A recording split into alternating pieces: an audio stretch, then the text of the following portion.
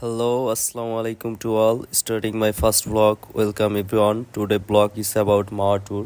মাওয়া ট্যুরের জন্য আমরা সকাল সকাল ঘুম থেকে উঠলাম, উঠে রওনা দিলাম। দেখি ঈদগাহে ব্যায়াম করতেছে সবাই সকাল সকাল। সকালের ওয়েদারটা খুবই সুন্দর ছিল। আমরা রাজেন্দ্র কলেজের পাশ দিয়েই যাচ্ছিলাম। ডান পাশে স্টেডিয়াম গেট, বাম পাশে ব্রোকেন শিপ। তো রিক্সাওয়ালা মামাকে বলতেছিলাম একটু তাড়াতাড়ি যান, যেন ট্রেনটা মিস না হয়ে যায় আমাদের। স্টেশনে পৌঁছানোর পর দেখলাম তখনও ট্রেন আসেনি, তো আমরা সেই ফাঁকে কিছু ছবি তুলে নিলাম স্টেশন থেকে। দেখতে দেখতে ট্রেনটাও চলে আসলো। তো ট্রেনের আগে থেকেই আমাদের সিটগুলো রাজবাড়ি থেকে বুকিং দেওয়া ছিল। আমাদের ফ্রেন্ড জয় নিশাদ ওরা রাজবাড়ি থেকে টিকিট কেটে রেখেছিল। তো ট্রেনের বাইরের পরিবেশ দেখার পাশাপাশি আমরা লুডোও খেলতেছিলাম। আর দেখতে দেখতে অনেকগুলো স্টেশন পার হয়ে গেল, তালমা, পুকুরিয়া। তারপর দেখতে দেখতে এটা সম্ভবত শিবচর মাদারীপুরের বিখ্যাত আড়িয়াল খাঁ নদী। এটা দেখতে অসাধারণ লাগতেছিল উপর থেকে। আড়িয়াল খাঁ পদ্মার একটা প্রধান শাখা নদ। আড়িয়াল খাঁ ফরিদপুর, মাদারীপুর ও বরিশাল জেলার একটা নদ। নদটির দৈর্ঘ্য মোটামুটি 155 কিলোমিটার এবং গড়প্রস্থ 300 মিটার। আর এই আড়িয়াল খাঁ নদীটি দেখতে অনেকটা সাপের মতোই এঁকে বেঁকে একদম তেঁতুলিয়া নদীর মোহনায় গিয়ে মিশেছে। যেতে যেতে ট্রেনটি থেমে গেল শিবচর স্টেশনে। ট্রেন ক্রসিংয়ের জন্য বেশ কিছু সময় এখানে অপেক্ষা করবে। সেই ফাঁকে নিশাত লড়ুতে জিতে আমাদেরকে ছোলাভুনা ট্রিট দিল। আর বর্ষা হেরে গিয়েছিল, যদিও তার ফুচকা ট্রিট বাকি রয়ে গেছে। সে বলেছে রাজবাড়ি গিয়ে খাওয়াবে। আর আমরা ছোলাভুনা খেয়ে ট্রেন থেকে নেমে ওভারব্রিজে উঠলাম। এটা বেশ অনেকটা উঁচু ছিল। উপর থেকে ভিডিও করার সময় মনে হচ্ছিল ড্রোন ভিউ নিচ্ছিলাম। আসলে ফরিদপুরের ভাঙা থেকে মাওয়া অব্দি স্টেশনগুলো ছিল স্থাপত্য শৈলীর একদম অনন্য নিদর্শন। প্রতিটি স্টেশনে ছিল অসাধারণ সুন্দর। ট্রেনের হুইসেলে উঠে পড়লাম নিজ নিজ সিটে। ট্রেন চলতে শুরু করলো। চলে আসলাম স্বপ্নের পদ্মা সেতুতে। এটি ছিল আমার প্রথম পদ্মা সেতু দিয়ে ট্রেন ভ্রমণ, যদিও আগে বহুবার বাসে করে পদ্মা সেতু দিয়ে আসা যাওয়া করেছি। পদ্মা নদীর উপর নির্মিত পদ্মা সেতু একটা বহুমুখী সড়ক ও রেল সেতু। এটি বাংলাদেশের দীর্ঘতম সেতু। সেতুটি মুন্সিগঞ্জে মাওয়া লোহজংকে শরীয়তপুরের জাজিরা প্রান্তের সঙ্গে যুক্ত করেছে। এর ফলে দেশের দক্ষিণ পশ্চিম প্রান্ত উত্তর পূর্বাঞ্চলের সঙ্গে যুক্ত হয়েছে। পদ্মা সেতু দেখতে দেখতে চলে আসলাম মাওয়া স্টেশনে। জনপ্রতি 145 টাকা খরচে চলে আসলাম মাওয়া স্টেশনে। এখান থেকে আমরা যাব প্রজেক্ট হিলসাতে। তো এখানে অটো ভাড়া ঠিক করলাম জনপ্রতি 20 টাকা। তো ওখানে গিয়ে প্রজেক্ট হিলসাতে গিয়ে সকালের ব্রেকফাস্ট সেরে নেব। কিন্তু প্রজেক্ট হিলসাতে গিয়েই আমাদের প্রজেক্টটা লস হয়ে গেল। প্রজেক্ট হিলসা ক্লোজ থাকে সকালে। এরপর সকালের ব্রেকফাস্ট সারতে আমরা চলে যাব খানস ঢাবাতে। খানস ঢাবার ডেকোরেশনটা অসাধারণ ছিল। তো আপনারাই দেখে নেন নিজ চোখে। তো এখানে আমরা অর্ডার দিলাম 1:3 থাই স্যুপ আর কোক। থাই স্যুপটা দেখতে যেমন সুন্দর ছিল, খেতে তেমনই ইয়াম্মি ছিল। স্যুপে পর্যাপ্ত পরিমাণ চিকেন আর মাশরুম দেওয়া ছিল। স্যুপের সাথে দিয়েছিল টমেটো সস আর মরিচের সিরাপ। মরিচের সিরাপটা খুবই ইউনিক লেগেছিল সবার। আর বর্ষা সবাইকে সার্ভ করে দিচ্ছিল। 1:3 থাই স্যুপে পুরো একটা বল ভর্তি এত পরিমাণ স্যুপ দিয়েছিল, যা অনায়াসেই 5 থেকে 6 জনের হয়ে যাবে। আর স্যুপটা এমনিতেই এত বেশি টেস্টি ছিল, তারপরেও কিছুটা টমেটো সস আর মরিচের সিরাপ অ্যাড করে দেখলাম, স্বাদটা যেন আরও দ্বিগুণ বেড়ে গেল। তো যেহেতু ট্রেনে ওঠার আগেই হালকা কিছু খেয়ে নিয়েছিলাম, আর ট্রেনে উঠে এটা ওটা খেয়ে আর এখন স্যুপ খেয়েই সকালের ব্রেকফাস্ট কভার করে ফেললাম। তো এখন আমরা খাওয়া দাওয়া শেষ করব। শেষ করে মা ঘাটের দিকে যাব। গিয়েই উঠলাম আমরা নৌকাতে। জনপ্রতি টিকিট 100 টাকা। ঘোরাবে পদ্মা সেতুর 1 নম্বর থেকে 1 নম্বর পিলার থেকে 7 নম্বর পিলার পর্যন্ত, মোটামুটি 15 থেকে 20 মিনিট। তো দেখুন পদ্মা নদীটা কত বড়। আর এখান থেকে বেশ কিছু ছবিও তুলে নিলাম। আর পদ্মা সেতুর পিলারগুলোর নিচ থেকে দেখতে এত বেশি সুন্দর লাগতেছিল, মানে একদম অবাক করা বিষয়। তো জয়কে দিয়ে আমরা কিছুটা ছবি তুলে নিলাম সবাই। আমি সব থেকে বেশি ছবি তুলেছি। আর এখন পদ্মা সেতু ঘোরা শেষ। এখন আমরা চলে যাব ইলিশ খাইতে, ইলিশ দরদাম করব। তো চলে গেলাম চাপ সামলা রেস্টুরেন্টে। তো এখানে গিয়ে জয় আগেই মাছ দেখতেছিল। তো মাছের ওজনগুলা মোটামুটি 600 গ্রাম, 700 গ্রাম, 800 গ্রাম, কিন্তু এখানে মাছের ওজন 1800 টাকার উপরে।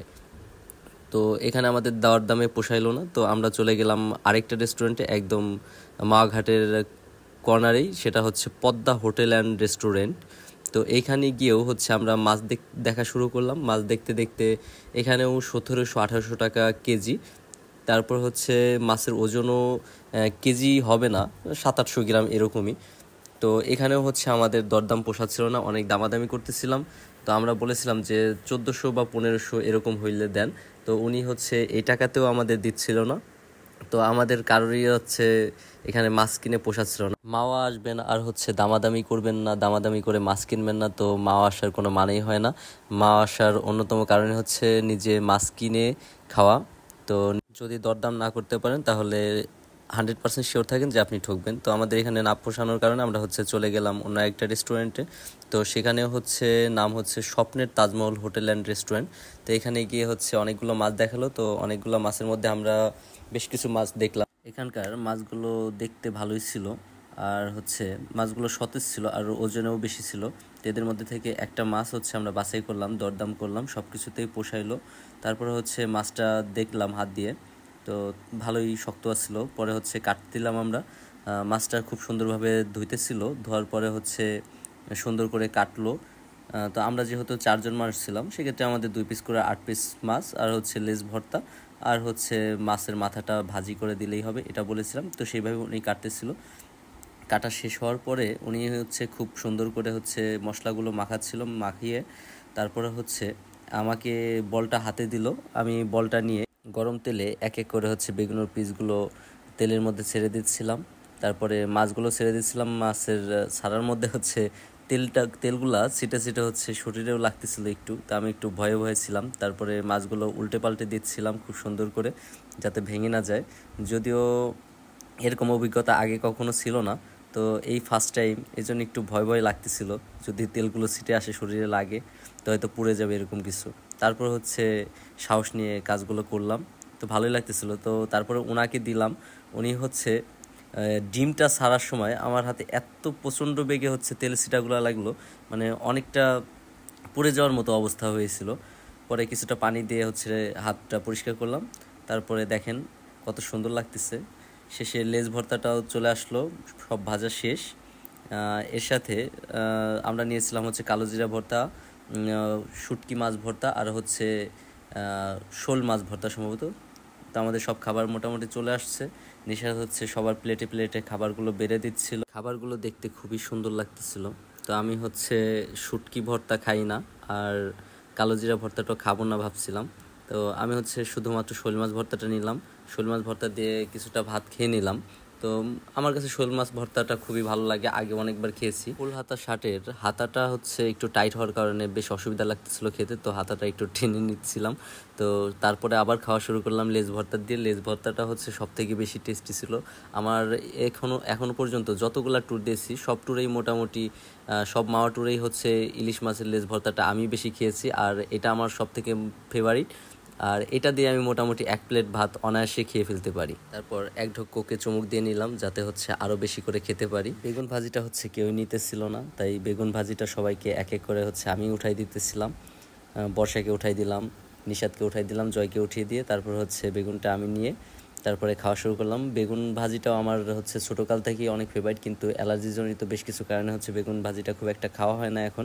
কিন্তু ছোটো থেকে হচ্ছে বেগুন ভাজিটা আমার ওয়ান অফ দ্য বেস্ট খাবার। খাইতে খাইতে মোটামুটি প্লেট খালি হয়ে যাচ্ছিলো। তো বর্ষা বললো, তুমি তো হচ্ছে লেজ ভর্তা অনেক বেশি খাও, তো আরও কিছুটা লেজ ভর্তা নিয়ে তুমি খাওয়া শুরু করো, ইলিশ মাছটাও নাও। তো আমাকে হচ্ছে লেজ ভর্তা কিছুটা দিল, ইলিশ মাছ দিল। তারপর হচ্ছে আমি খাইতেছিলাম। তো ইলিশ মাছটা একদম হচ্ছে টাটকা মাছ হওয়ার কারণে খুবই হচ্ছে ঘ্রাণ অনেক বেশি ছিল, আর টেস্টটা অনেক বেশি ছিল। আর আমরা হচ্ছে একটু কম ভাজি করে নিয়েছিলাম, যাতে হচ্ছে ঘ্রাণটা চলে না যায়। তো মোটামুটি ওভারঅল ভালোই ছিল। তারপর হচ্ছে ডিমও আমার হচ্ছে অনেক ফেভারিট। তো ডিমটা নিয়ে হচ্ছে খাওয়া শুরু করলাম। ডিমটা একটু বেশি ভাজা হওয়ার কারণে খুব একটা ঘ্রাণ আমি পাইনি। আর ঘ্রাণ না পড়ার একটা কারণ হতে পারে আমার হচ্ছে ঠান্ডা লাগছে 2 দিন ধরে। সবার খাওয়া দাওয়া শেষ হলেও আমার কিন্তু খাওয়া দাওয়া তখনও শেষ হচ্ছিল না।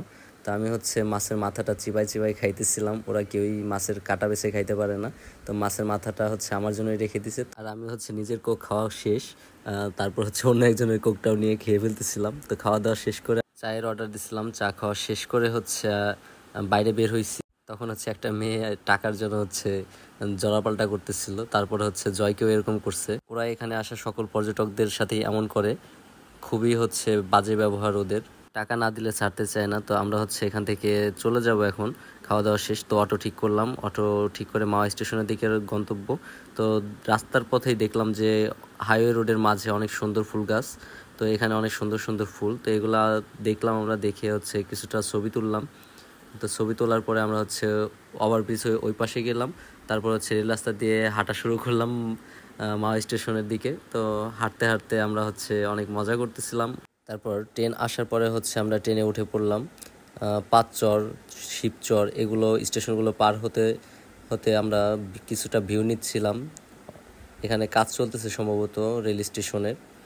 তারপরে হচ্ছে আমরা ফরিদপুরে এসে পৌঁছালাম। ফরিদপুরে এসে একটা টঙের দোকানে বসলাম, আজকের শেষ চা খেয়ে নিলাম। তারপর হচ্ছে বাসার দিকে রওনা দিলাম, রিক্সায় উঠলাম।